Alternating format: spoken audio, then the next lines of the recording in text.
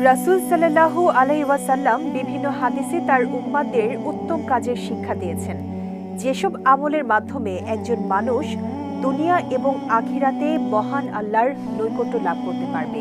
নবী সাল্লাল্লাহু আলাইহি ওয়াসাল্লামের শিখিয়ে দেয়া দুটি উত্তম কাজ নিয়ে বিস্তারিত ডেস্ক রিপোর্টে। চলাফেরা উঠা বসার ক্ষেত্রে মুসলমানরা প্রতিনিয়ত একে অপরকে সালাম দিয়ে থাকেন।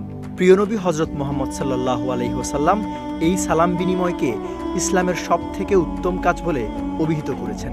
এক হাদিসে বর্ণিত হয়েছে, এক ব্যক্তি রাসূল সাল্লাল্লাহু আলাইহি ওয়াসাল্লামকে প্রশ্ন করলেন, ইসলামের কোন কাজ সবথেকে ভালো? রাসূল সাল্লাল্লাহু আলাইহি ওয়াসাল্লাম বললেন, অন্যকে আহার দেওয়া ও অপরিচিত পরিচিত সবাইকে সালাম দেওয়া।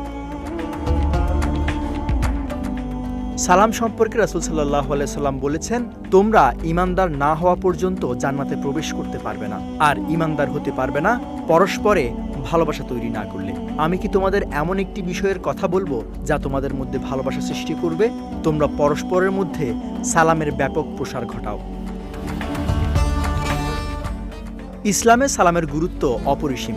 সালাম শান্তির প্রতীক। সালাম দেয়া সুন্নত, কিন্তু সালামের জবাব দেয়া ওয়াজিব। যদি সালাম দ্বারা কোনো দলকে উদ্দেশ্য করা হয়, তাহলে তার উত্তর দেয়া ওয়াজিবে কেফায়া, অর্থাৎ একজন উত্তর দিলে সবার পক্ষ থেকে আদায় হবে, তবে সবারই উত্তর দেয়া উত্তম। অন্যদিকে খাদ্য মানুষের মৌলিক অধিকারগুলোর একটি, তাই মানুষকে খাওয়ানো কিংবা অনাহারীর আহারের ব্যবস্থা করা ইসলামে অত্যন্ত গুরুত্বপূর্ণ আমল।